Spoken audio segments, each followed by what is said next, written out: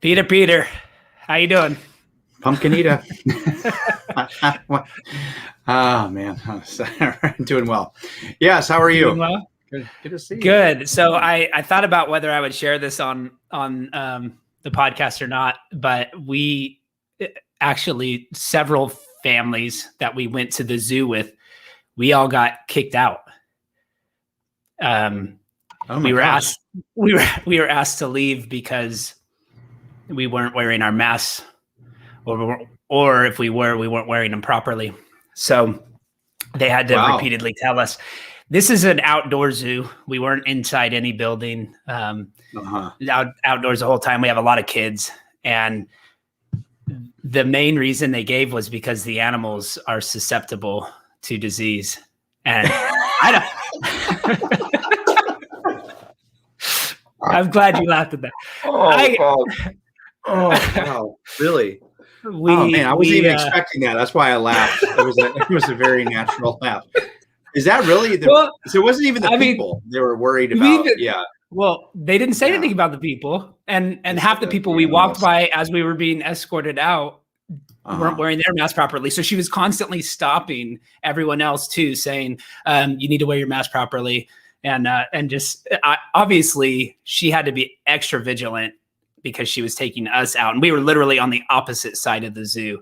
So as we were departing, it was like, oh, you better check that person. We didn't say that, but they were doing it. They were just automatically like following up with everyone. It was pretty crazy. Now this zoo, we actually have a tax to pay for the zoo. So it's, they're funded. We pay for them one way or the other, but we canceled memberships, and it was silly. And the thing that's ridiculous about it too is this was like days after Newsom said we're going to be getting rid of the mask mandate. So he announces the mask mandate's going to be gone for what should have been a long time ago. Yeah. And now, why are we living in the states? I'm just curious. Yeah. You and I are both in the most illogical states right now. I mean, you and I are in the. Yeah, this is why it's so cool to have this podcast, because you're in California, I'm in Massachusetts, right? Yeah. Oh man, to everybody else in the rest of the country, God bless you. We're envious. We're envious of you for sure. Florida did a good job on this stuff, but I think I wrestle with that. I actually think, that the state could turn things around. Obviously, it's like a long road if they are going to do that, but it's almost like you're in a foreign land. It's like a mission field out here. So there's a lot of opportunity to be an example and a light. And part of that is just pushing back on injustice and false narratives that are perpetuated by the government and the news outlets. So we'll talk a little bit about that today as we consider some of CRT and intersectionality.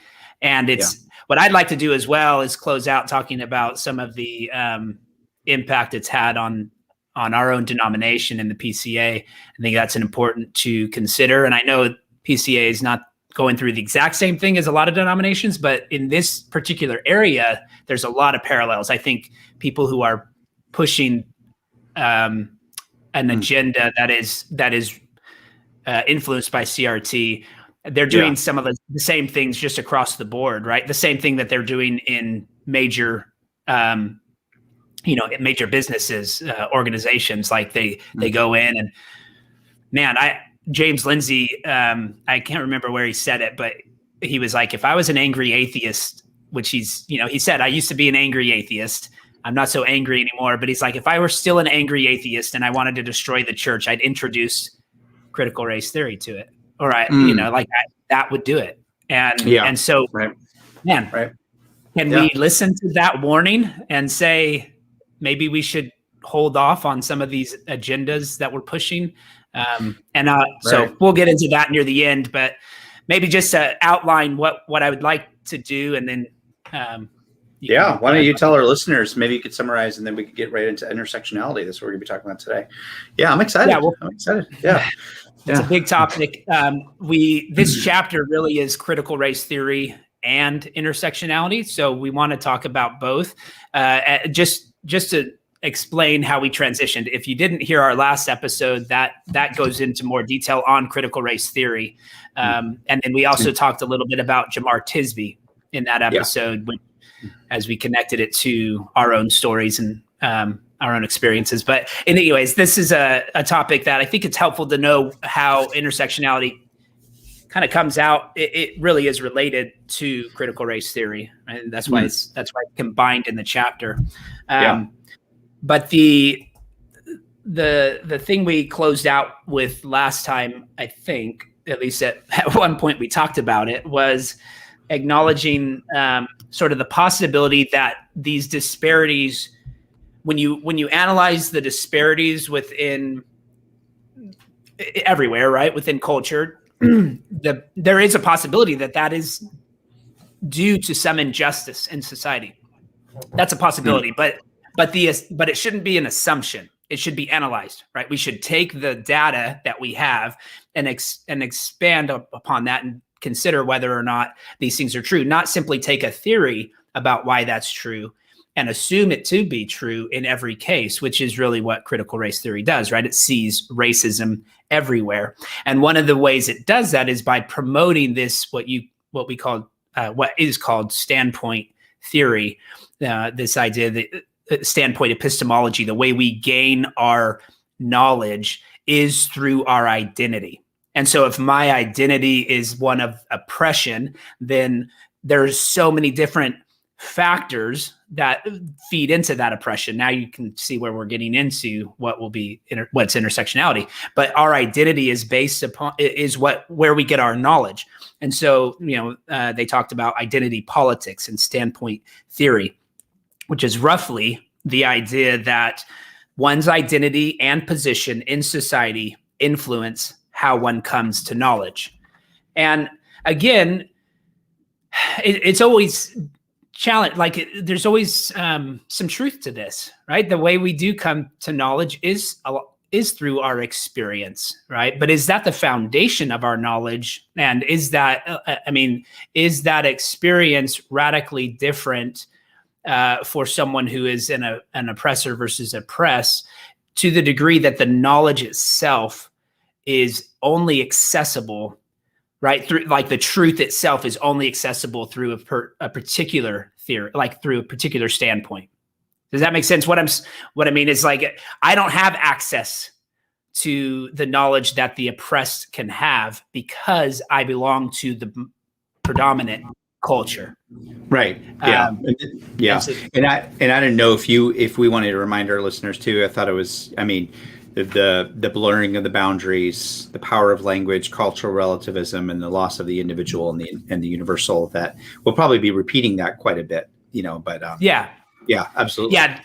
That's all connected for sure. I'm just looking at the last few pages right up to where they transition to intersectionality. Right. But the idea is that our identity is determined by our position in society, and that position then leads to, right, that ultimately winds us to intersectionality, where we have multiple we stand upon an intersection from multiple trains of thought or lines of identity.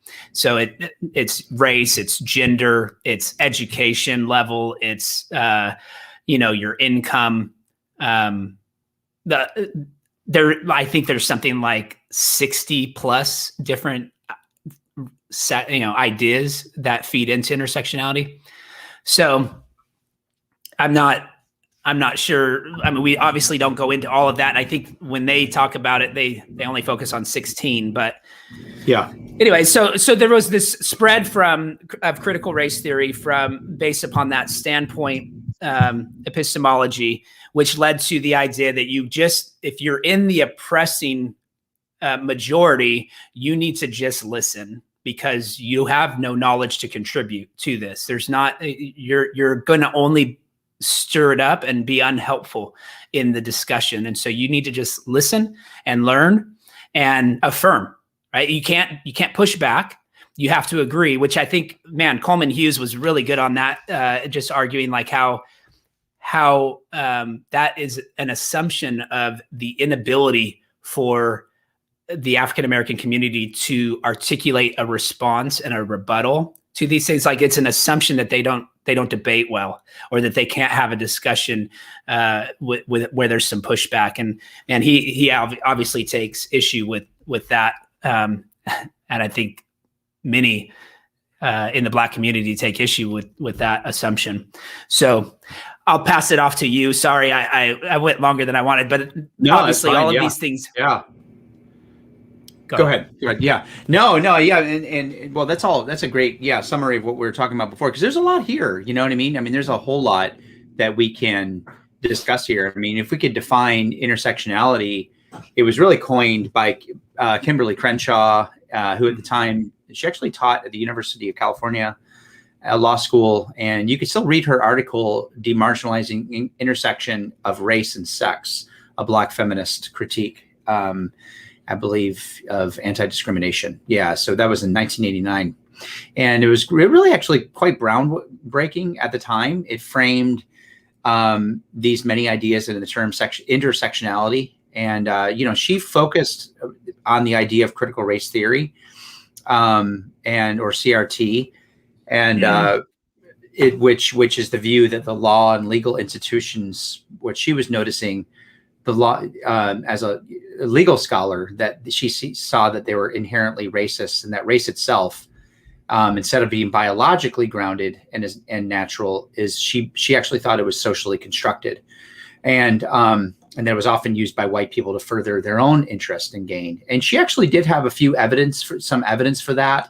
One of the cases that she often would bring up of a case of intersection is, I think it was Graffin Reed versus General Motors in 1976. That was a really big case. 5 African-American women sued General Motors regarding a company policy that they felt targeted African-American women. General Motors, though, did not hire African-American women prior to 1964. And when layoffs occurred in the 70s, all African women hired prior to 1964 were laid off. And that was a good example that General Motors kind of took pride in the fact that, look, we're not being racist. We hired all these Black men. But Crenshaw looked at that case that there was still a form of discrimination against Black women. And so a broad term to really understand intersectionality, it's the interconnected nature of social categories, whether it's race, sex, class, gender, and they're all like overlapped. I wish we could share. I don't know if we could share our grid. I don't know if we can. I might be able to share this, but you have one up already. I can find one. Yeah.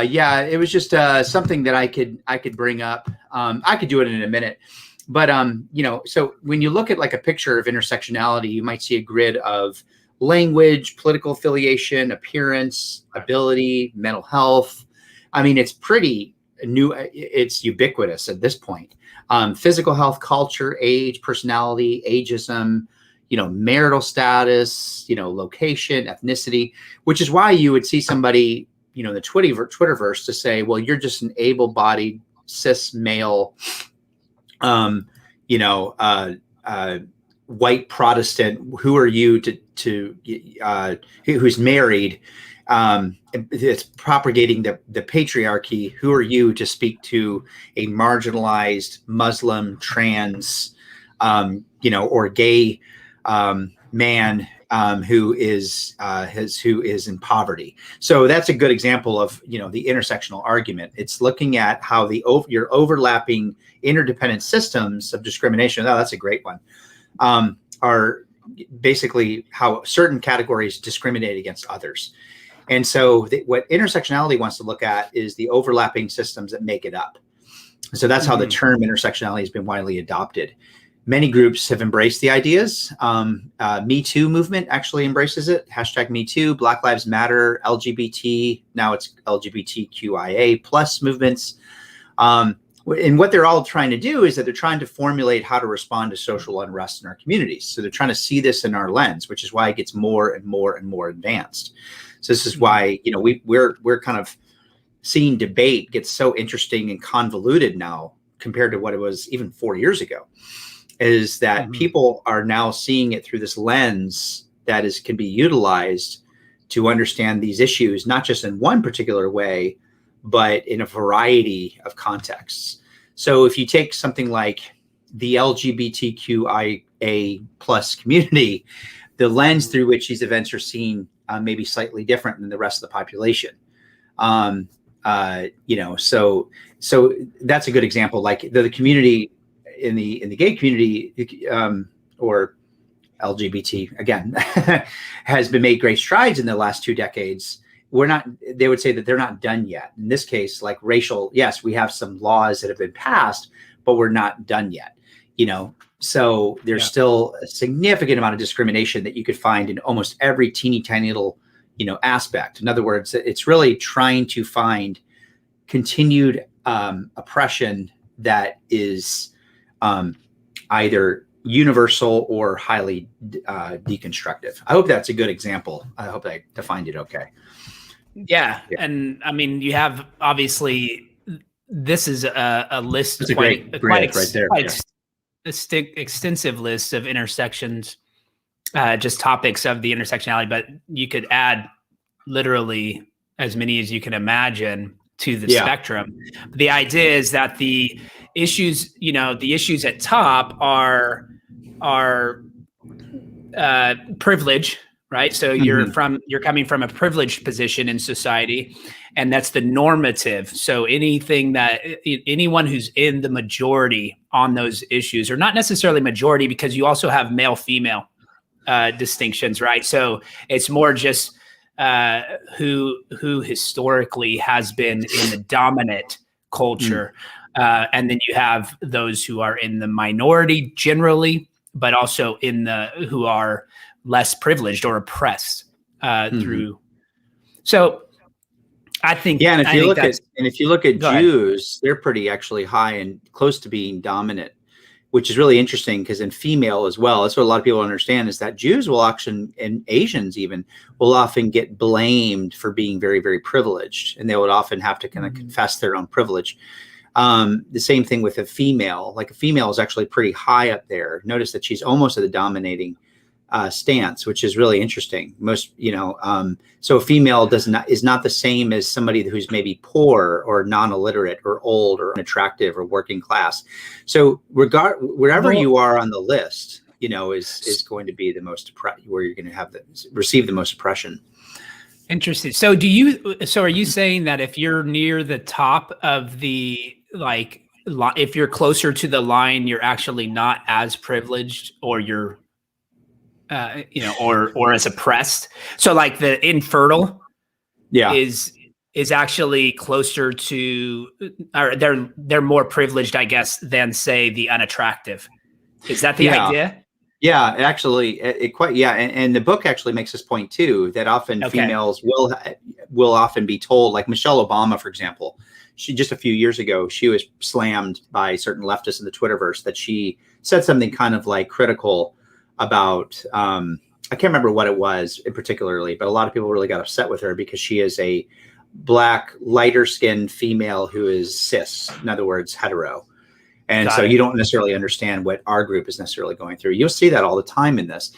And so, females, well, like Judith Butler even has been called out by the trans community, saying, well, you don't really get us because you're a full female. And so it continues to get more complex in that way, but it's simple in the sense that wherever you are on the grid, there's likely somebody below you. So it's literally the reversal of the caste system. So when you think of the caste system in India, you have the priests way up here, and the bottom you have the lepers or the untouchables. What the intersectionality wants to do is reverse it, basically. So we want to upgrade the dominant voice of the oppressed, which in a lot of ways sounds very noble. I think that's where Christians often kind of buy into it. They're like, well, of course, that's exactly what Jesus did. He kind of reversed the structure, right? And they kind of, and so shouldn't we do that? Because he seems to undermine the Pharisees, and those were the oppressors. I mean, that's how Christians will often kind of go down this rabbit hole a little bit. And there's a little bit of truth to that, but, Are you able to see? Yeah, I am. My mouse. Okay. So if you really wanted to be to rewrite, some of these injustices, then maybe the ideal would be to have old, illiterate, disabled people running society, right? Is that that's the concept here?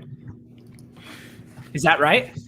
Well, I don't know if it's so much run society as much as right. I mean, what Crenshaw? Well, this is what's kind of interesting because Crenshaw, I have to give her credit. She thinks that like what's kind of going on is probably a lot further than what she really meant.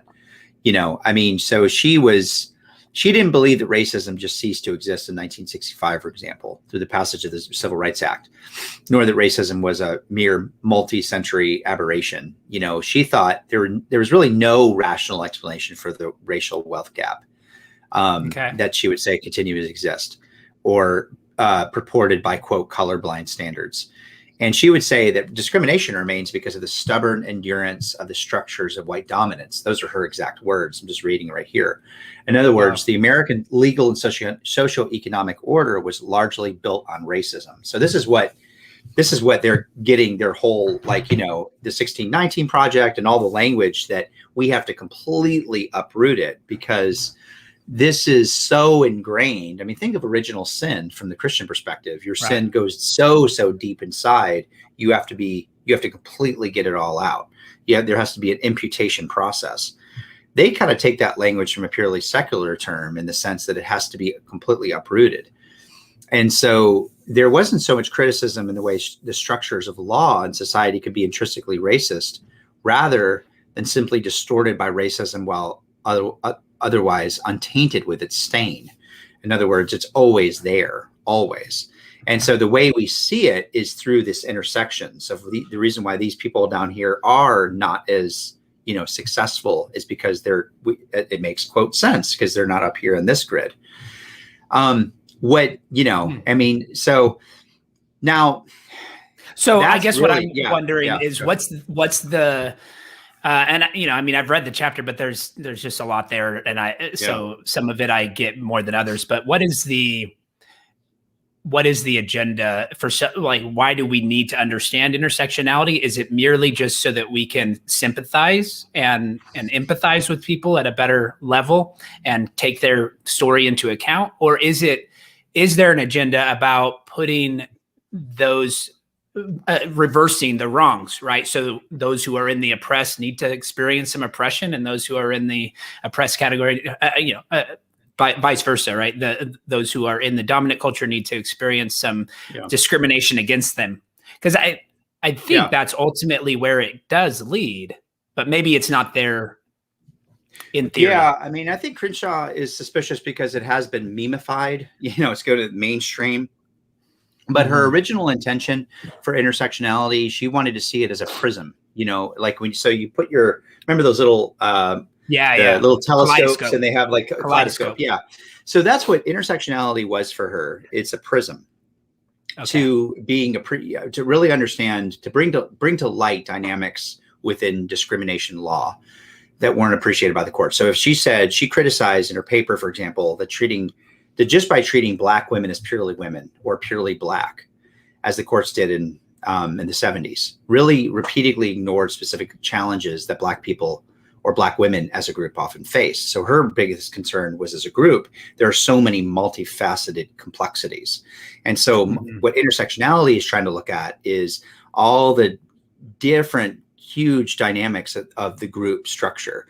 So it's not so concerned about the individual, because remember, what we're dealing with this is the individual. It's the loss of the individual. It's so that's why it's all about group dynamics for them. But intersectionality supposedly helps in understanding not just discrimination against Black people, but also discrimination against Black women, or maybe even Black trans people, so whatever. In other words, it really was meant to see how it's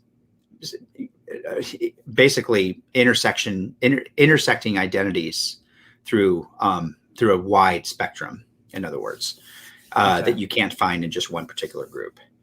Now, it's a fascinating concept, but it does reduce everything to one single variable, and this is in the page 128, and that is one single topic of conversation. This is the whole. This is in the section where it's like, it's very complex, but it's also very simple. Just to summarize everything that we just said, It reduces everything to one single variable, one single topic of conversation, one single focus and interpretation, prejudiced as understood under the power dynamics asserted by theory. So again, kind of like what we talked about before, prejudiced as understood by this power dynamics, which then leads to is this kind of caste system that how dare you criticize if you're kind of above.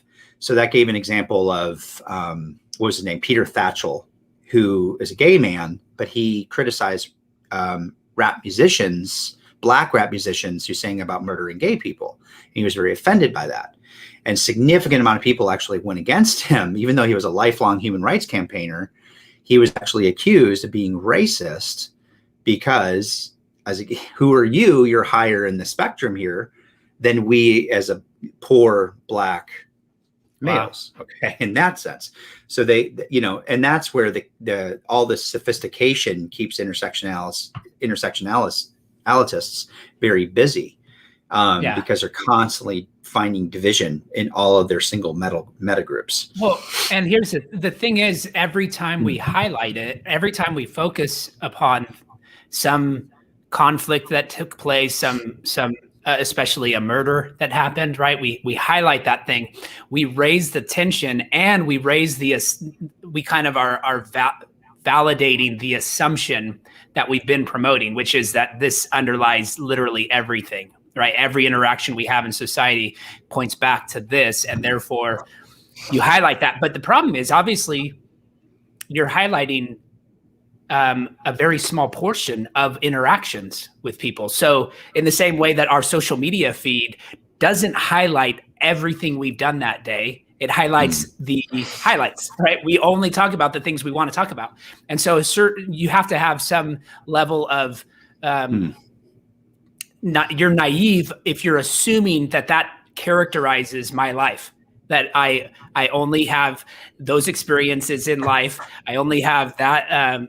I'm only reading these kinds of books or something like that. Whatever I'm putting on social media, right? Like the assumption here is, when you're constantly telling these stories, that this is literally what's taking place all the time. And so someone like LeBron James can say that Black men are literally being hunted down in culture, like just to go to the grocery store. They can't even sleep in their bed. They can't take a jog, right? All of these things are just to highlight the idea that reality is completely consistent with the narrative they've been promoting. But when we look at the overall data, we say, man, what happened to all the positive interactions? What happened to all the details that you're ignoring in order to highlight this? So we want to talk about the fact that we haven't really moved beyond racism, and yet, and so we highlight certain examples, but then we don't highlight the others, which is where the dominant culture is being oppressed by someone, right? Where white people are being killed by minorities.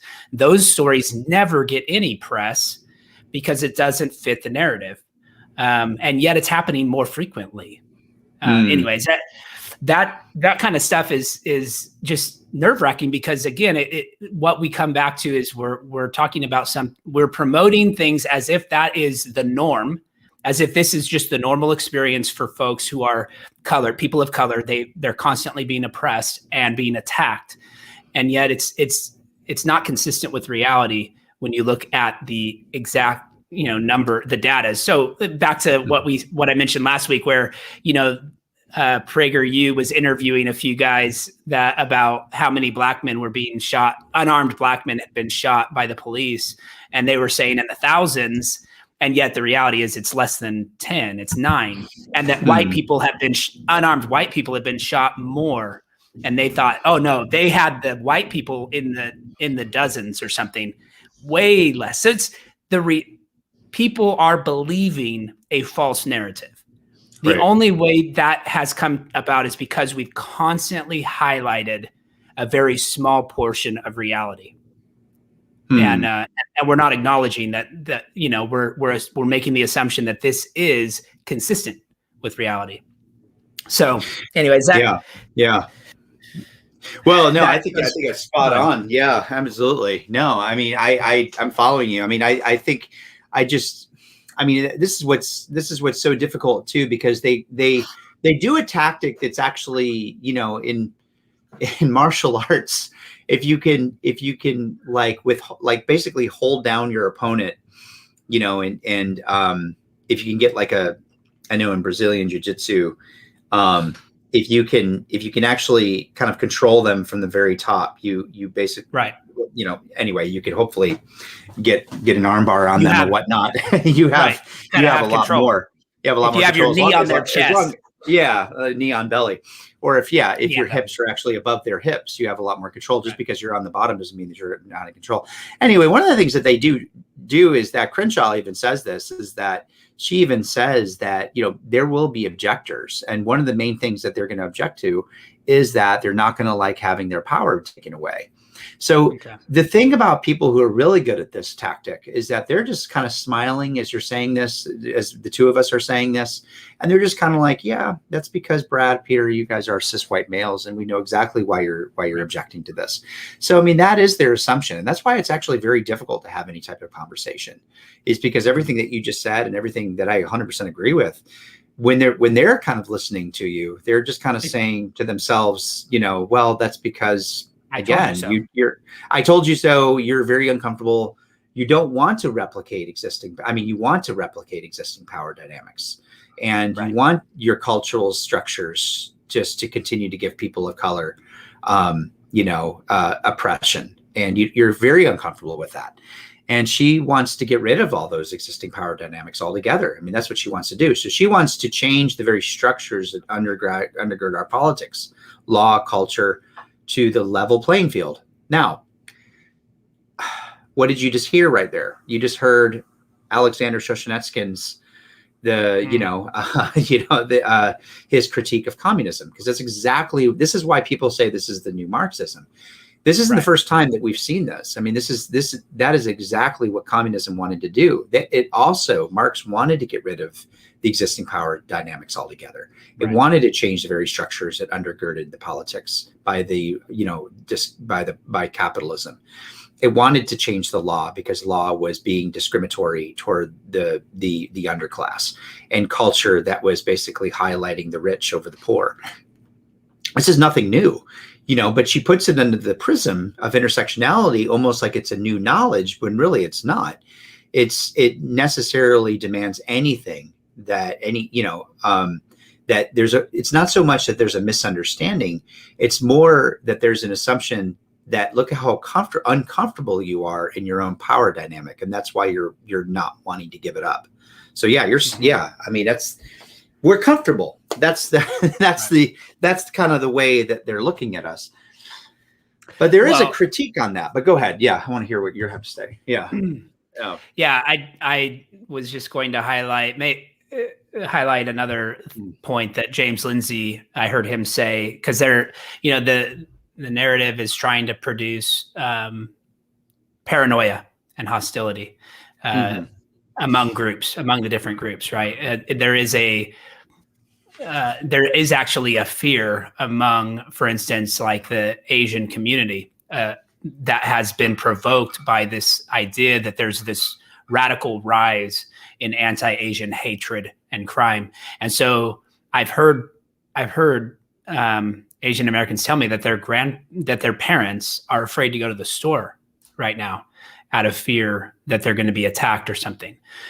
Now, the likelihood of that is so minimal, right? It's more likely that they're going to die in a car accident on the way to the store than that they're going to get attacked by someone because they're Asian American. But those kinds of comparisons don't fit the narrative, and therefore we don't talk about percentages so much, and we just talk about this radical rise when it goes from 2 experiences to 4. It's literally doubled, right? And you go, okay, but that was 2 to the number of instances that are taking place is extremely small.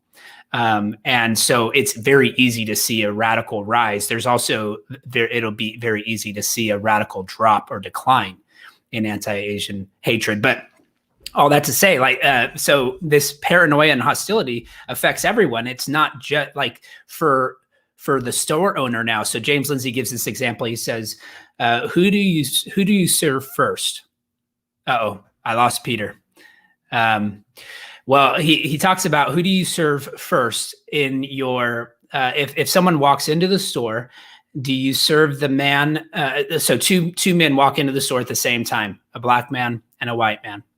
If you serve the white man first, it's obvious that you are showing privilege to the person that is like you. And so you're going to promote you're going to give him privileged status among the two.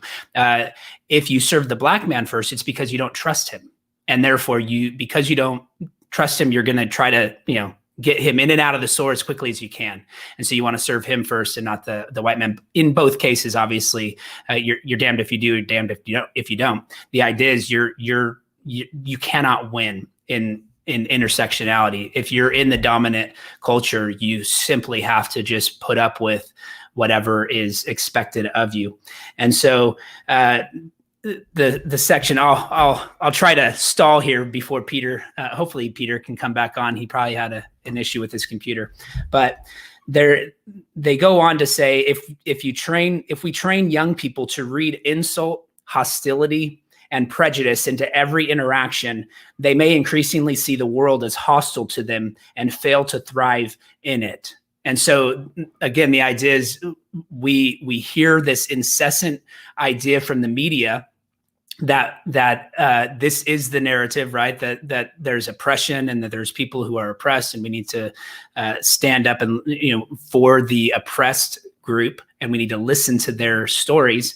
And so what happens is every incident that feeds that narrative begins to be globalized and catastrophized, right? So that it becomes catastrophic that this experience happened. It cannot happen anymore. We must put it into it. And it's globalized so that one instance is exemplary of all instances. So, hey, Peter. Welcome. Hey, I'm glad you kept going. Good for you. Yeah. Well, I was so I just reiterated how. Yeah, I'm so glad you did that. Yeah, I'm so glad. Yeah, I don't know what happened. Good for you, man. Yeah, awesome. Well, the quarterback has to keep going. He has to keep playing, right. Even though his wide receiver's out. So I appreciate it. Yeah, wide receiver got taken out. Good. Well, I'll while you're getting yourself resituated into this. I'm fine. Yeah, I'm ready. Yeah. Okay. On page 133, that's where I am. So on page 133, we're talking about noble ends, terrible means. Racism is normal and permanent. That's what the narrative is right now in culture, because CRT has become so ingrained in culture that racism is normal and permanent. And then it says, how did racism manifest in that situation? That becomes the question that we ask in every encounter. You're talking to your wife and you have conflict. Well, how did racism lead to that conflict? What racism was involved? Now, obviously, that has to be in an interracial marriage. But if if you're in the same race, then question doesn't apply. But the idea is you need to look at any interracial relationship as where racism is influencing it. And so this is where they say we are to assume that racism is always taking place, and our job is to examine situations for evidence of it. Well, that is going to secure business for Robin DiAngelo, for these. Tisby says the same thing in his book. Yeah. Ibram Racism Kendi, never goes away; it just adapts. Naming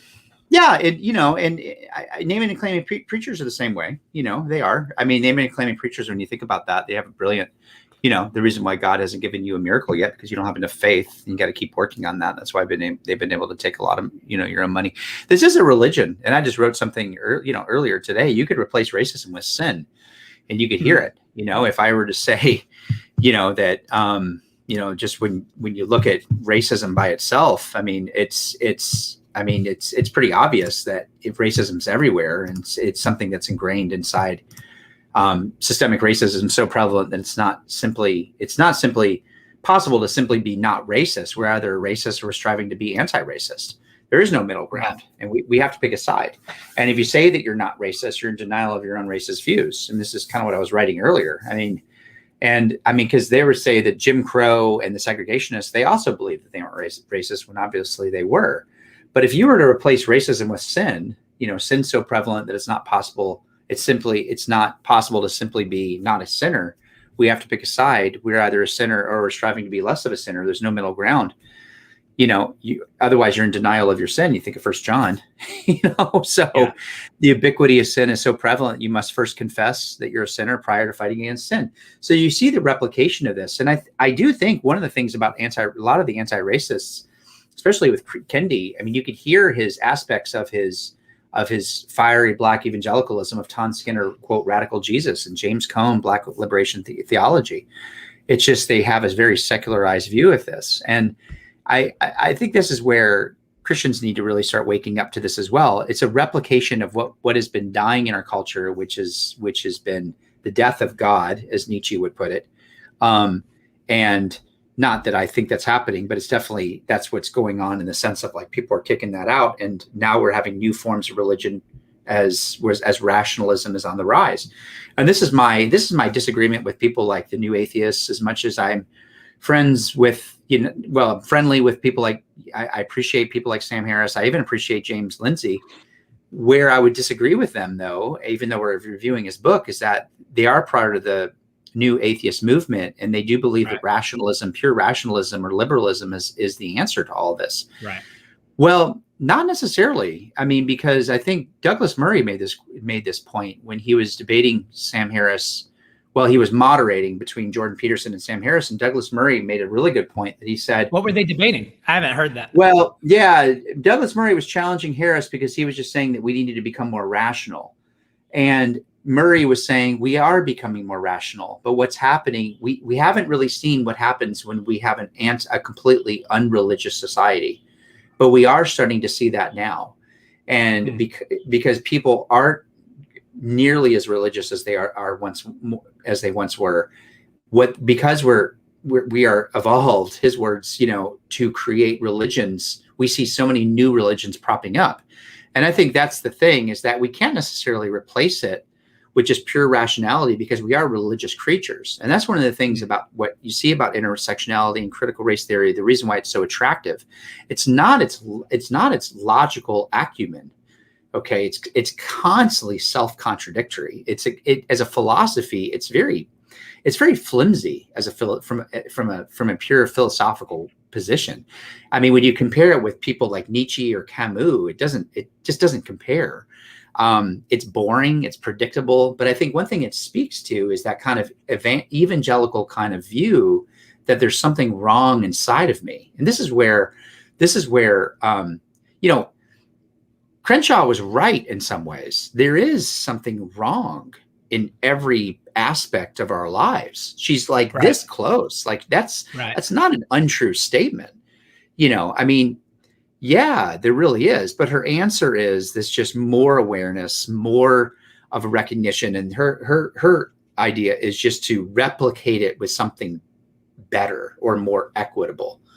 And that's just so naive, because you're replacing sin with sin, and then sin with sin. And we as Christians, we can really contradict. I mean, we're kind of pushing against that, because we know that that's not possible. Right. I mean, what we would say is it's the pride of the human heart. It's inequity. Inequity is the problem of not so much our love for our own skin color, but our love for tribe, our love, our self-serving bias, that we have a bias toward our own tribal makeup. And that's why we're so competitive, and that we will outdo you and out-slander you if you go against our particular in-group bias. And that's rooted in our own sins. That's rooted in the love for self more than our love for God, And so it's like, as I'm kind of thinking about this, they offer this very kind of shallow mannequin to the real thing.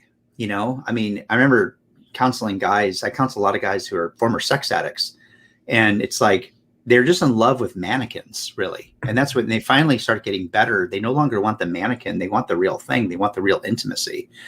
And I think we could start talking to people about this. Anti-racism, a lot of what intersectionality is all about, it's a mannequin to what the real problem is, which is it's just a manifestation of something much darker. That's the thing, is that my problem with her is that she doesn't actually go dark enough.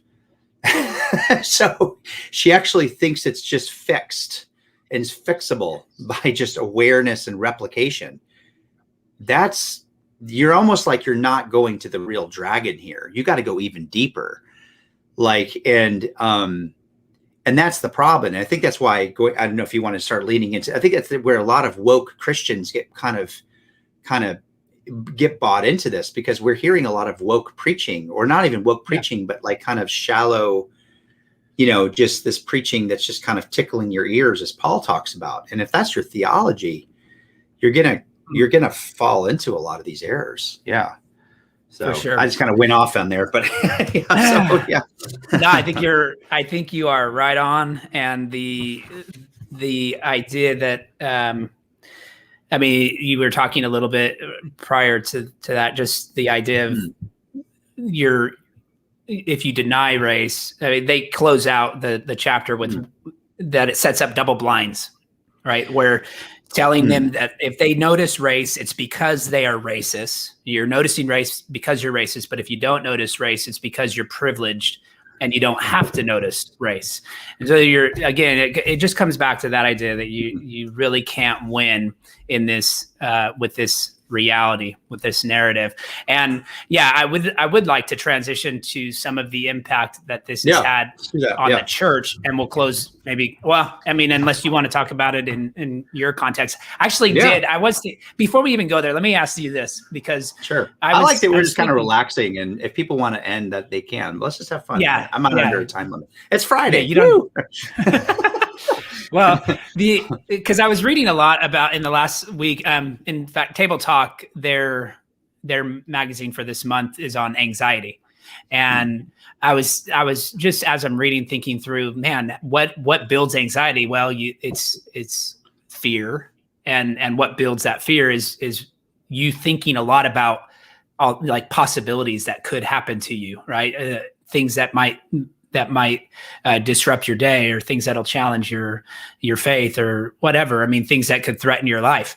So again, it just made me think about the idea that when someone is dealing with anxiety, the worst thing they could do is fall into CRT, fall into some kind of trap that assumes that these points of tension literally have to happen at every interaction that you have. And I was wondering, if someone walked into your office and said, man, I'm dealing with a lot of anxiety, and my heart starts racing, and I get my palms sweat, and I just don't know, I can't even function, right? I can't focus. I can't do anything because my anxiety level is just so high.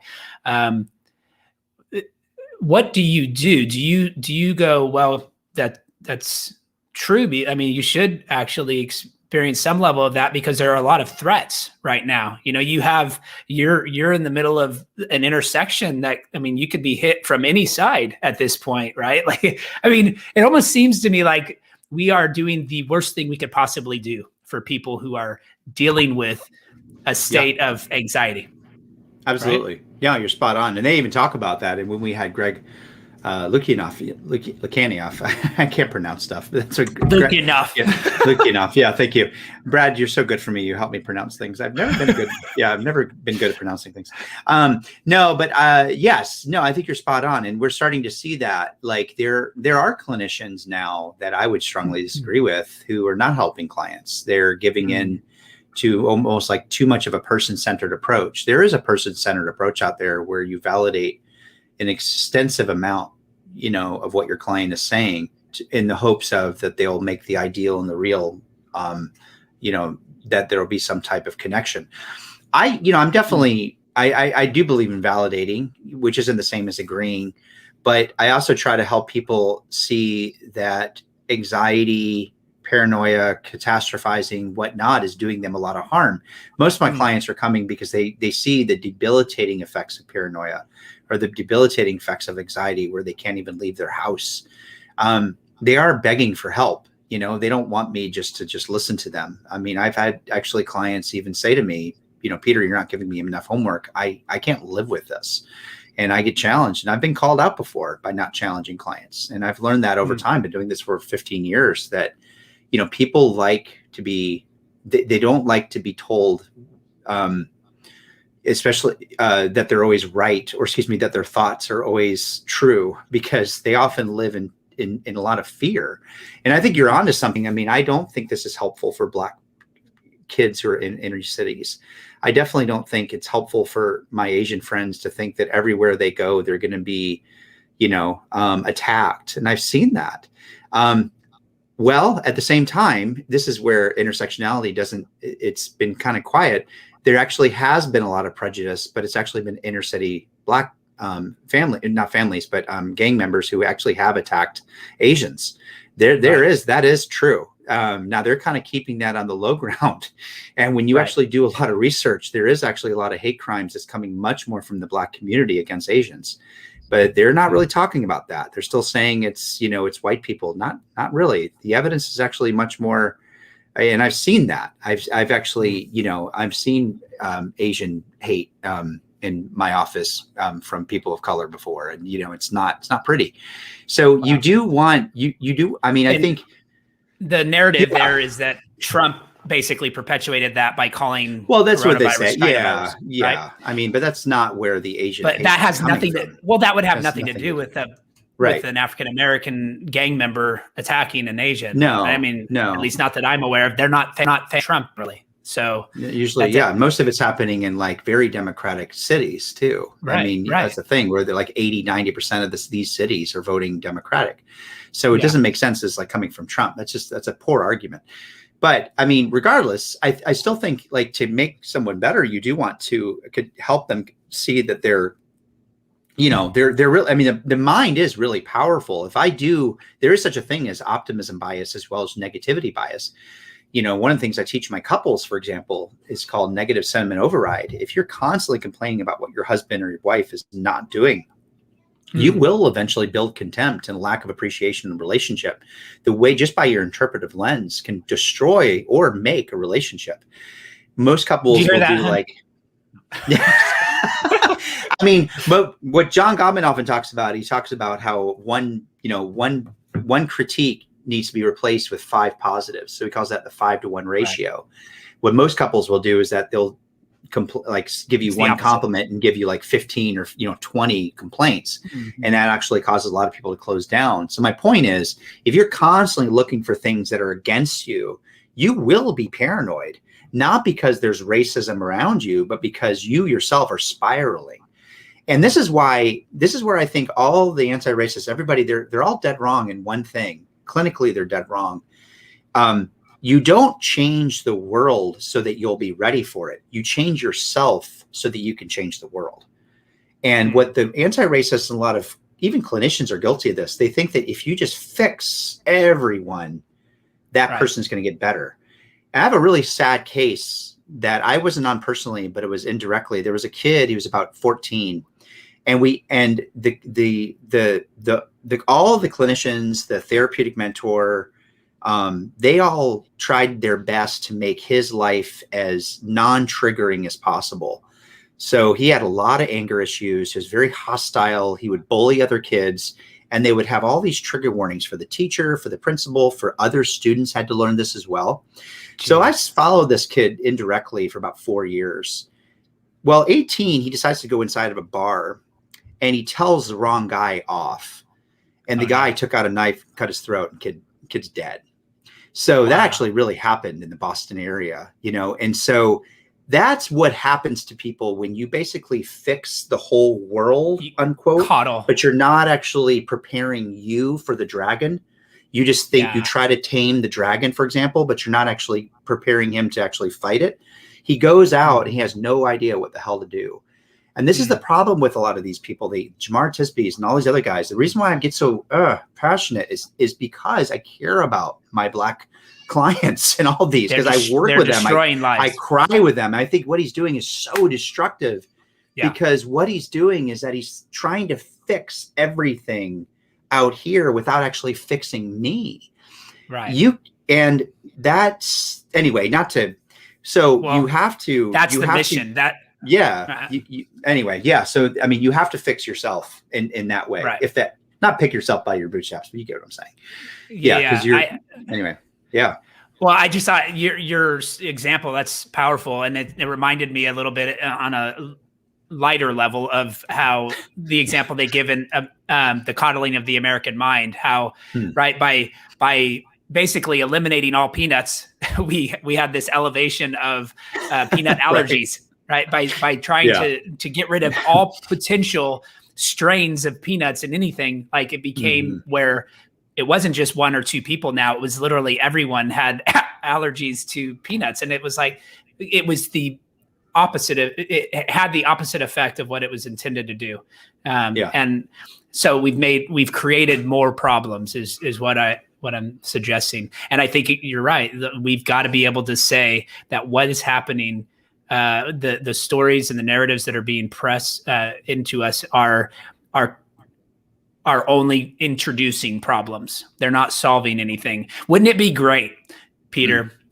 Wouldn't it be amazing if someone could come and like heal the tensions and like break down the dividing walls of hostility between us and actually bring us together as one person, right? As one man, instead of having this conflict and tension that is supposedly involved in literally every interaction. Like, wouldn't it be great if we had someone like that, someone who could save us from our sins? It would be incredible. Yeah. Okay. I'm thinking of a feed. All right. Yes, it would be great if there was like something like Christianity. I was like, wait, did they say Jesus? Did they say Jesus? Right. Yes. I hope he says Jesus.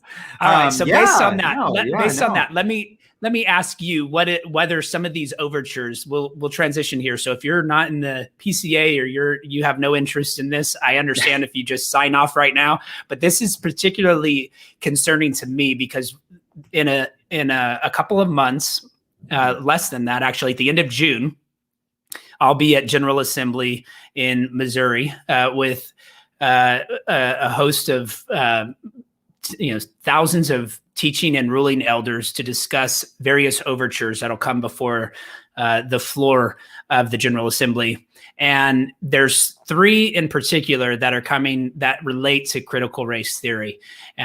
And one is a duplicate. There's two regarding what they're saying. Let me pull it up. Seek Asian American Flourishing. That's Overture 45. There's two on that one. So another presbytery just duplicated the same one and submitted it, just showing they're in agreement with that overture. And then there's Overture 47, which wants to form a study committee on critical race theory. And then Overture 36, which wants to appoint a study committee regarding white supremacy. And so I wanted to get your thoughts on this. For me, I tend to think that study committees are overused in our denomination because they're not binding. They're just informative. And we put a budget cap of $10,000 on these study committees. And I just think that money could probably be used in a lot of really helpful ways other than forming a study committee. Because again, the information, it's what you do with that information in the end. So we could say, here's some books to read, here's some recommended resources, and then let's come together and put an overture here that actually makes a binding statement upon the denomination and vote on it, right? So we can actually talk about white supremacy or critical race theory, and we can say, are we going to do something about this? Instead, what tends to happen is these study committees will get promoted, and we are prone to agree, like, yeah, let's do it. Research can never be bad, so let's do it again. And I think in the end, that is really perpetuating this narrative, right? So by saying that we think a study committee is necessary on white supremacy, what we're suggesting is that we agree with critical race theorists who say that it's everywhere, and therefore it has to be influencing your church and our denomination. And so let's talk about how that is impacting us and come to some sort of recommendation at the end of the study committee. That's generally what happens, is a recommendation is brought to the floor and we either adopt it or we don't. And we do what we want with that information on an individual level. So, for instance, one of the recommendations last time we had a racial reconciliation study committee, the recommendation was for presbyteries to form a committee. Well, we've done that in our presbytery, Northern California Presbytery. And there's a racial reconciliation committee that is considering ways in which we can promote racial reconciliation in our presbytery. Well, so all that to say, there can be some good from study committees, and I've been helped by a lot of them. There's a study committee on women in ministry. There was a study committee on creation, various forms of or views of creation. I'm getting into the weeds here, but these study committees, there's two. One is on white supremacy, and then one is on critical race theory.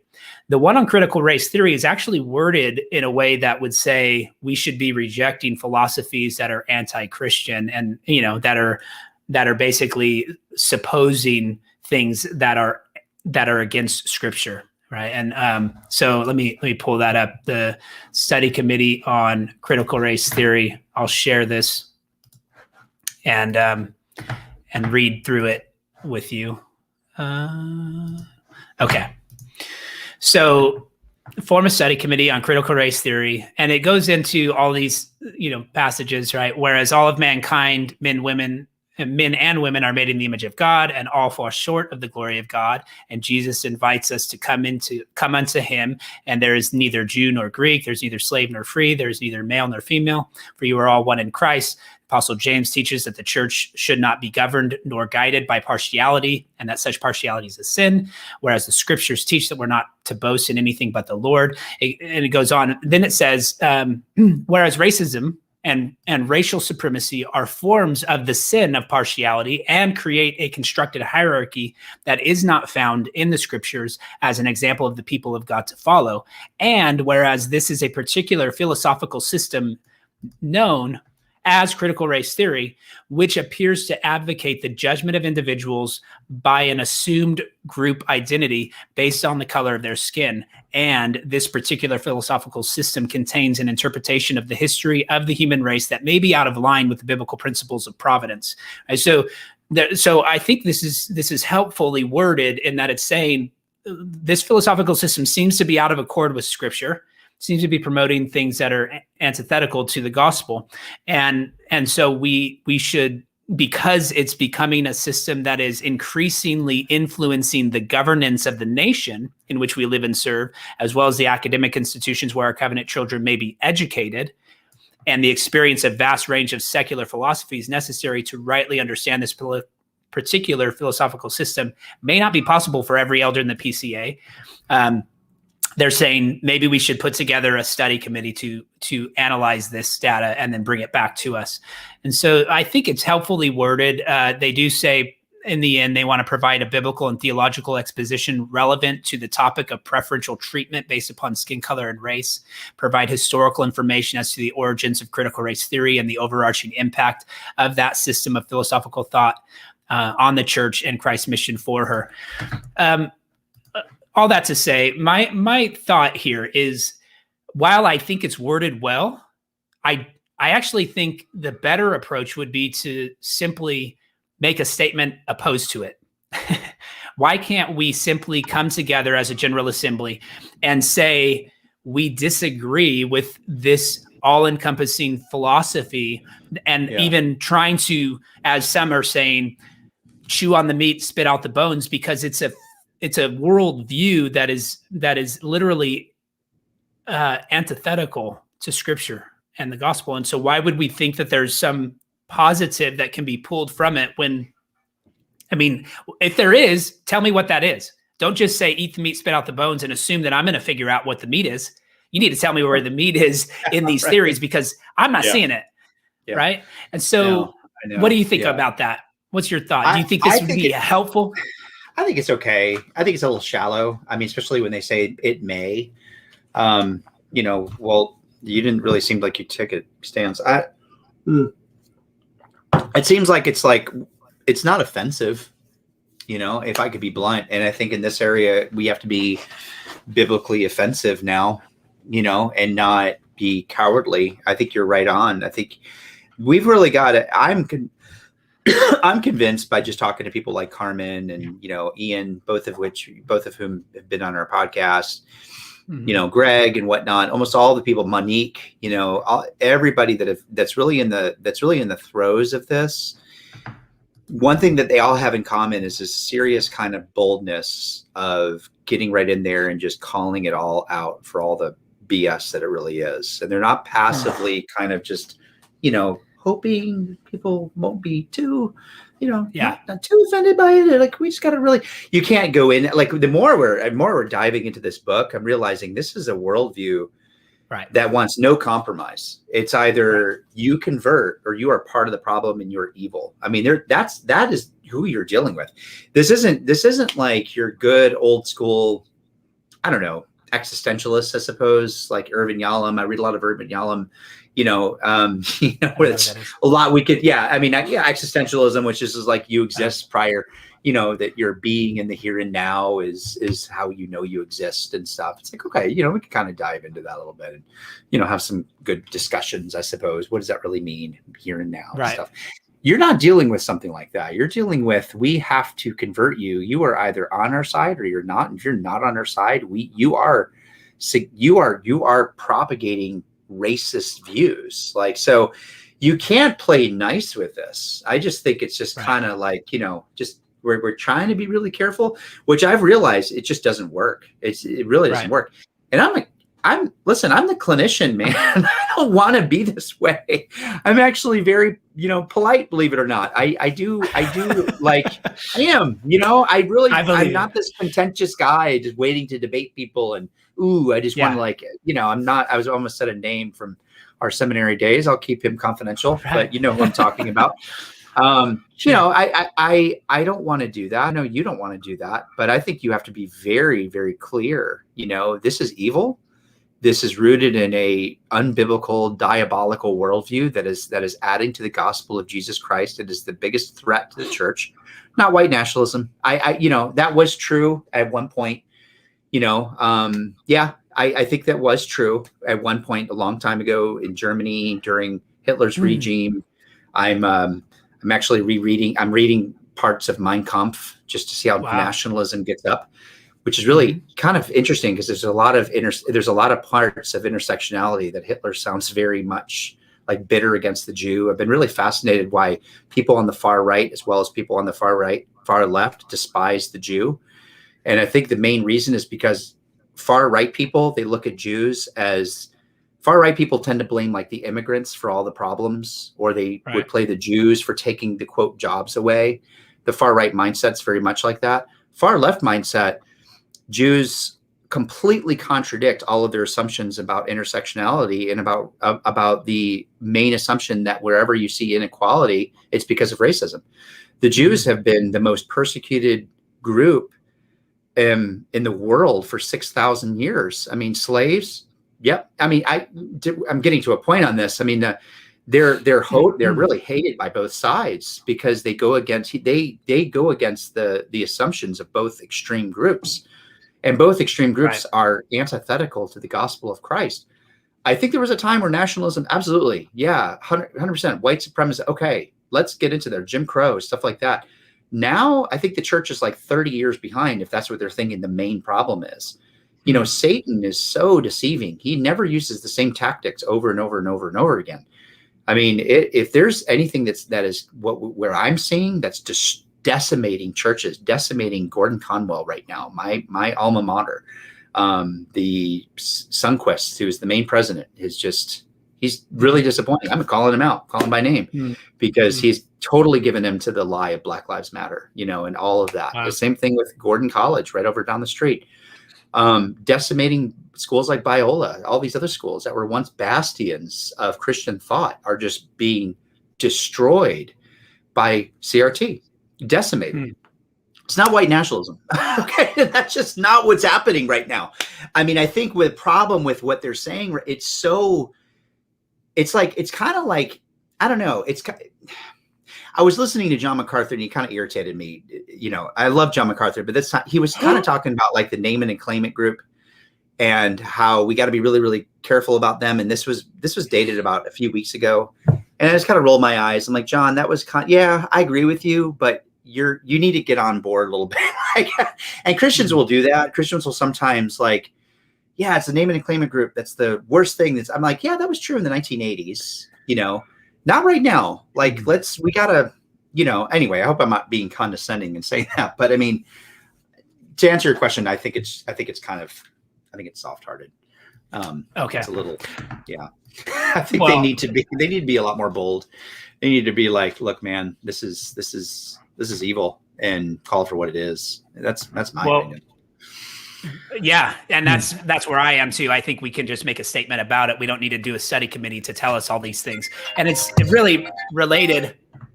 Yeah. Sorry, related to that, and we don't have to spend a lot of time on this one, but I just because you've already kind of hinted at that, this idea of the white supremacy having a significant impact upon our nation in the past, and it's this is written actually by the exact same presbytery that wants to do a study committee on CRT, but it's got a lot of the same language. But here, I actually think it's problematic. They say things like, whereas our denomination's history traces its line through this difficult and complex issue in the United States of America. Yeah, and we've actually acknowledged that on multiple occasions already. We've acknowledged the fact that there was problems with the way we dealt with racism in the past. And we've literally condemned white supremacy before, but now we're going to do a study committee. You're recommending that we study the topic. So it's like, what did we condemn? Did we not know what we were condemning? We were condemning something that, was still very vague and amorphous to us. No, we have an idea of what took place in our nation's past. Let's acknowledge that, repent of it. Why aren't we doing a study committee now? Well, here's the resolve, right? Provide a biblical and theological exposition relevant to the topic of white supremacy. Consider the historical background and impact regarding this topic. Report to the assembly the conclusions of their work and present any relevant recommendations for the understanding and use of the sessions and presbyteries in the PCA. I think part of the problem here is we're going to discuss the historical roots and current tensions within families, churches, and communities, causing disruption and discord in congregations. We're going to perpetuate, this is what I'm suggesting, we're going to perpetuate the idea that white supremacy is at the root of all of these tensions. We're going to search for it, right? We're going to find it under every rock now, because that's what we're supposed to be doing, right? If we're going to study this topic, we need to start looking for the issues. And I just think this one in particular is entirely unhelpful. We've made statements already that condemn this ideology, white supremacy. We're against it.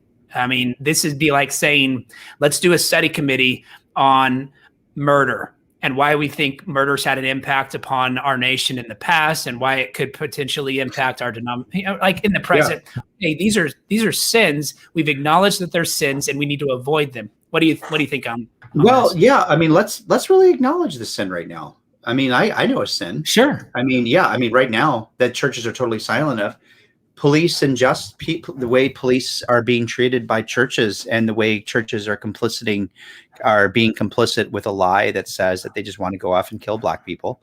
That's a lie. That's been proven totally wrong by you could read the the Fed stats. 9 black people who are unarmed were killed in 2019. Last study that this was done, 19 whites. It's this, it's totally fallacious. It's a complete lie. So what is the ramifications of that lie though? Let's look at it. Let's just kind of talk about it for use for 30 seconds. I mean, okay. We have defunding the police movements that are going on in the majority of cities. Murder has actually skyrocketed in Minneapolis, Philadelphia, New York City, even my town, Boston. Murder, rape has gone up in some places anywhere from 200 to 400%. And many of those Black lives. And the root cause of a lot of this is the high suspicion of police.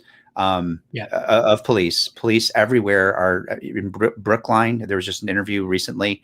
It used to be over 200. This is right up the street, about 20 miles away from me. Used to be 200 applicants a day. Now it's down to 14 applicants every year. 200 applicants a year, and they're retiring. and it is the most demoralizing job right now. And this is propagated by a silence, mainly through the church, giving in to crap like what I just saw. Sorry, but it is because they're not really addressing what is going on in our communities right now, is that more Black people are dying. And it's not from police violence. It's actually it's from basically now police are not doing their jobs. They're letting people, we have a DA right here in Brookline that is because of what Kimberly Crenshaw, that it's all coming from racism. So she's letting go of people who are committing serious crimes. You're talking about rapes. You're talking about aggravated assault. One Black person attacked a woman in her 50s, beat her up pretty bad, got out the next day.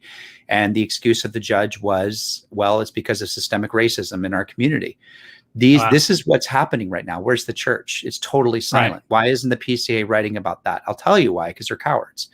And my own PCA is cowards too. I mean, I'm sorry, I'm just getting on a rant here, but I'm going to call it for what it is, because we got to stop. We have to call this out. We can't mess around with this, because that it's cowardly behavior. What is cowardly behavior? It's not actually addressing what the actual sin is, but it's kind of like backpedaling and not offending anybody. Right. And listen, I'm a coward myself quite a bit. This has not been easy for me, and I'm calling my own stuff out. I need to call, evil what it is. I'm just as guilty of it, but I think, anyway, not to get too passionate here, because I don't, just that's actually what's happening. But I know if we said that, it would really be very offensive, but it needs to be said, because if it's not said, we can't show how Christ can still redeem where evil is manifesting itself in our communities. And that's one way where it is. Crime has increased, murder rates have increased, rapes have increased, all of these things, mainly through just one thing, the lie that says Black people are being killed by white cops. That's a lie. That's just a blatant lie. So it's not white supremacy right now. I'm sorry, that's not the problem at this point. It was, and man, that's actually one of the reasons why I left Mississippi, because I saw that in a particular church. Won't go into that. I've seen it. It's evil. It's wrong. But that's not the main issue at this point. The main issue of why all these kids are dying is that.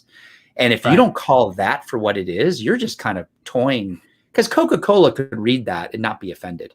Apple could read what that statement says. And it's like, oh yeah, it's cool. I might even go to church there. And that's the problem.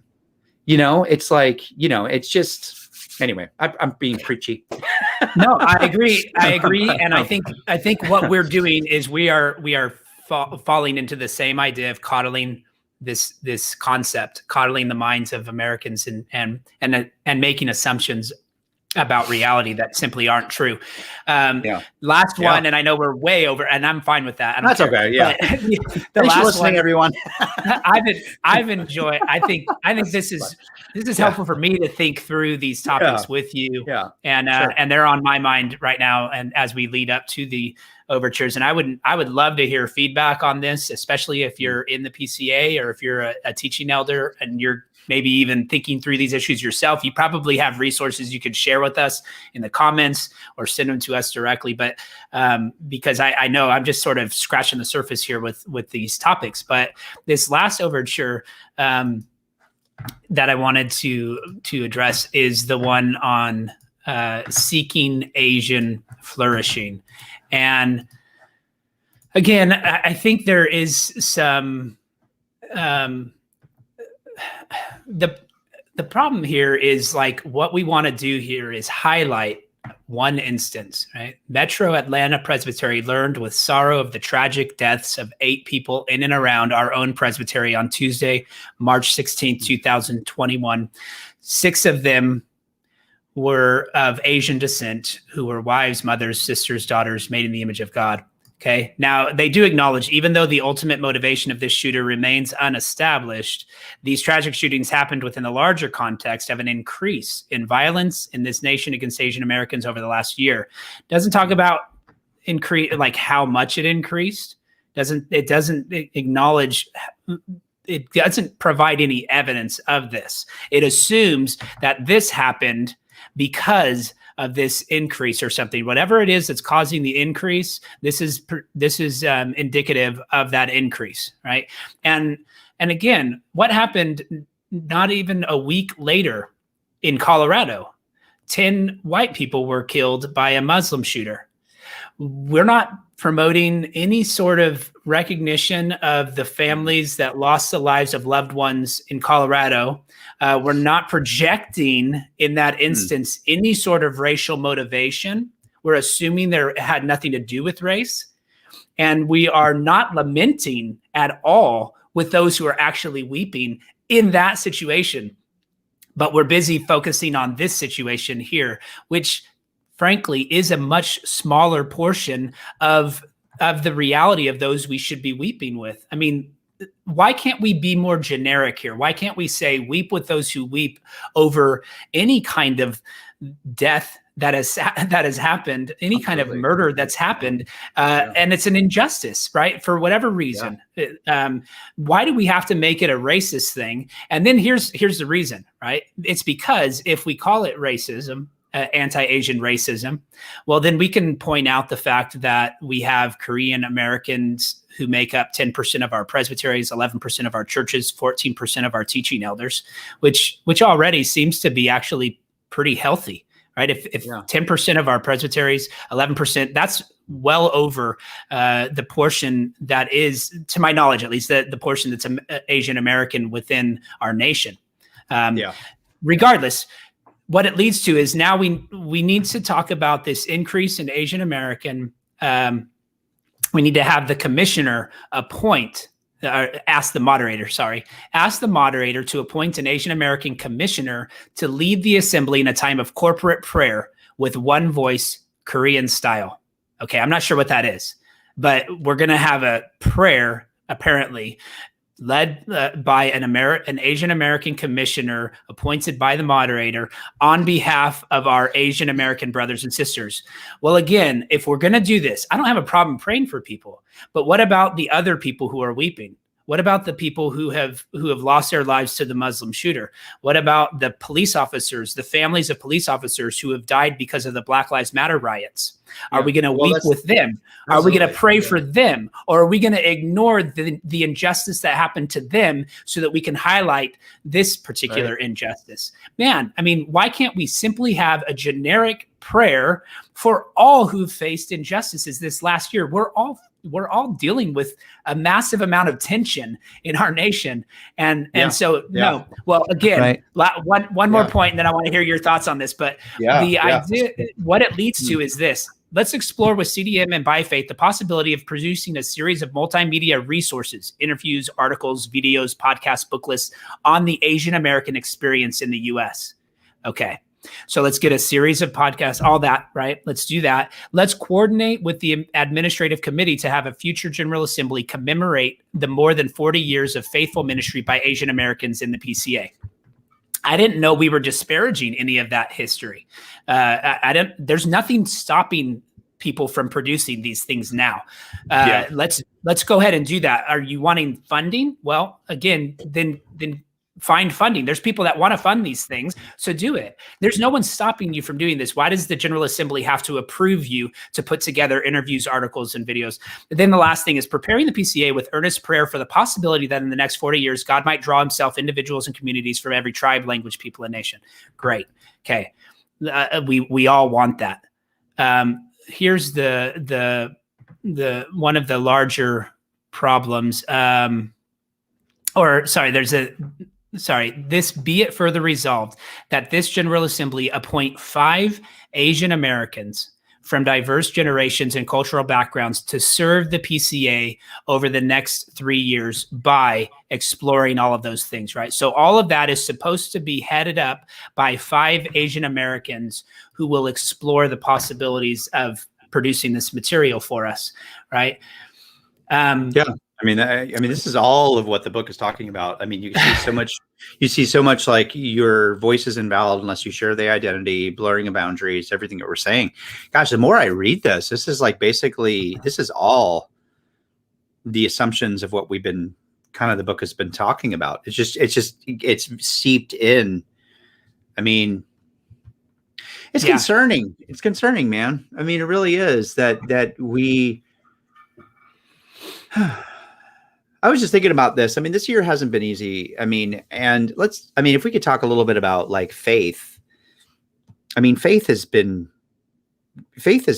really difficult for people, mainly when they see their main communities fall apart, obviously, and compromise when they should be telling the truth. And I think you hit the nail on the head. Like, there's such an inconsistency. And that's why you stop trusting these communities, because it's like the church is speaking on behalf of one, but totally ignoring the police and, other quote white people that died, and regardless of skin color. I mean, we all kind of came together during 9/11. I don't remember any of us just like, well, it was not a racial issue. There are 45 black people who died, and there were 75 white. Right. None of us said any of that. It's just like, these are Americans, and we all wept. Wow, that seems so long ago on where we are now. We came together, and I don't want to say that time was somehow better, but the enemy was not, within, right? There was this it's kind of outside, right? Yeah. Now there was a lot of yeah. And there was a lot of Muslim, there was a lot of Muslim violence after that. I get all that. And, and that was concerning as well. But I do think it just kind of breaks down your trust when you feel like you're using examples of grief to fill your agenda, because it seems extremely manipulative on the recipient end, because it's almost like, what are you doing it for? Are you making these assumptions so that you can kind of get off the hook? I mean, so that now we could all be all better. Which is another way of saying virtue signaling, right? Are you just virtue signaling? Right. I don't know. I mean, I mean, again, going back on the Asian thing, I mean, the truth is, if you really read the facts, majority of it is coming from Black Americans in inner cities. And if you actually said that, again, it's not popular, but it's the truth. I would actually be like, okay, because we can't just make these a lot of those statements are just so overly generalized. Now, if you're saying we need to go and we need to minister to Black communities that are causing violence to some of our Asian Americans in the inner cities, which actually would piss off a lot of people in the intersectional left. But hey, guess what? I'm a Christian. I'm called to bear the truth. And that's why I'm supposed to share Christ in ways where evil is manifesting. That's an example where evil is manifesting a lot more so than just like Trump supporters over here. Maybe that is. I mean, if I don't want to do a comparison chart. Well, Peter, I mean, that's true. That's just like 90%. I mean, a significant portion of that. If they're saying like, let's go inside these communities, let's kind of help other Black brothers and sisters or people made in the image of God to have less hatred toward our other image bearers, I'd be like, good for you. You actually said the truth. But they're generalizing. They're kind of like, I guess they're just kind of, it's almost like they're picking. They're wanting people not to be offended with their statement. It completely replicates the corporate mottos of what we're seeing today without making any distinctive difference, which is the problem with where a lot of churches are going, because there's really no distinction between the Christian message or the Christian vision on these issues and what all corporations are doing right now on racial issues. There's absolutely no comparison that I've seen, with the exception of certain churches in our country that have really taken a stand, like, John MacArthur, Bachman, and all these others. I mean, but that's about it. Those guys are an exception to the rule. So here's the problem, right? Yeah. Like you have someone like Jennifer Ho, a professor of Asian American Studies at the University of Colorado Boulder. White supremacy is the root of all race-related violence in the U.S. Even the anti-Asian, right? When you want to say Black people are attacking Asian Americans, amid the disturbing rise in attacks on Asian Americans since March 2020 is a troubling category of these assaults. Black people are also attacking Asian Americans. In the end, what people are coming to the conclusion is that the reason why this is happening is because of white supremacy. White supremacy is at the root of all hate crimes. Again, it goes back to the religion. Right. It goes back to this idea that our original sin is white supremacy, and that it infects all white people, not everyone universally, and that our savior is anti-racist agendas, right? Anti-racist policies, which never save, which never end. Well, so there is no atonement. And if I could say this too, it doesn't go far enough. And the only way Solzhenitsyn makes this point in his book. Solzhenitsyn. Alexander Solzhenitsyn. I just like correcting your pronunciation. Yeah. Which book? Gulag Archipelago. Gulag Archipelago. Yep. No, it's not. It's Gulag. So I knew that you're wrong about that. So, but he makes this point too, that the only way to really defeat communism, the only way that we found the one enemy to communism is to realize that you're just as evil. And there was a book that came out by a social psychologist that wrote about this, that he said, groupthink, for example, is manifested when you feel like your tribe is somehow more superior to others. That's the minute that you're in a really bad place psychologically. That's where Lord of the Flies, William Golding's fascinating study with the Robber's Cave came out. I mean, he just saw that, the minute you feel like your group is over other people's groups, you're in a bad place. You do some real harm. You do some real evil. That's how envy starts to stir and sit. And that's how the communists really kind of took over, because they were sitting there, hey, gosh, those darn Ukrainians. I mean, look at them way back up at the top of the mountains, how privileged they are. And they would go inside all these bars, these restaurants, and they would feed off the people's envy, and they never thought that 6 million Ukrainians just died like that. I mean, that's how significant amount of suffering and death has occurred, mainly through her article, in the sense that all evil comes from one particular group. And we've seen that through the genetic fallacy. I mean, you could reverse her article and you could exactly say that's exactly what they were saying about African Americans in the early 1900s. Exactly. It's exactly what it was exactly what. And so, Hitler was saying the same thing about Jews. Now people are going to turn this around. Well, Peter, it's because you're a white supremacist. It's because you're in love with your power. No, it's because I know the depth of my own sin, and you share in that with me because you're human. And if you're not aware of the evil in your own heart, of what you're capable of, you could do just as much harm as the ancestors that you're blaming. And if you don't get that about yourself, you're in a bad place. You're in a very naive place. And because it's like the most abusive men, and the men that I've counseled who've committed affairs, or women who have counseled whose husbands beat them up, the one manifestation they always say, both guys, like whether it's from the wife or it's from the guys that have committed the affair, I never thought it would be me. I never ever thought it would be me. And it's like they were so naive to the evil in their own heart that they never knew that if they're in the wrong place at the wrong time, they could do something like cheat on their wife, just like that. I mean, I can't tell you how often I've been told that. And just sitting with people in my office and saying, I never thought I would be the one. And there's a sense of healthiness that comes along that says, I am just as capable of committing significant amount of crimes against my neighbor. And the problem with her argument, I mean, it's just, I didn't have to read the whole thing, but I've read stuff like that on, online, which is, it's just this assumption of human virtue without Christ, or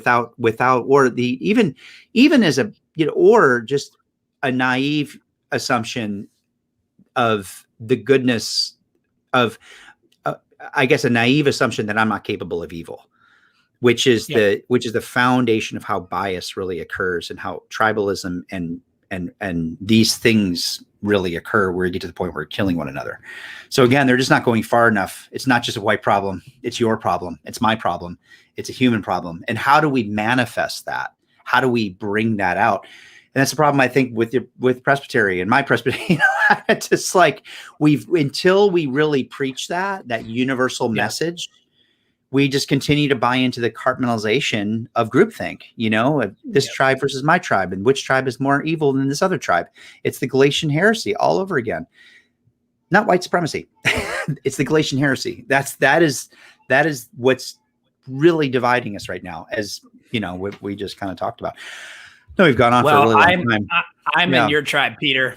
I want to be in your tribe. Right. I'm with Peter, so I might be with Paul.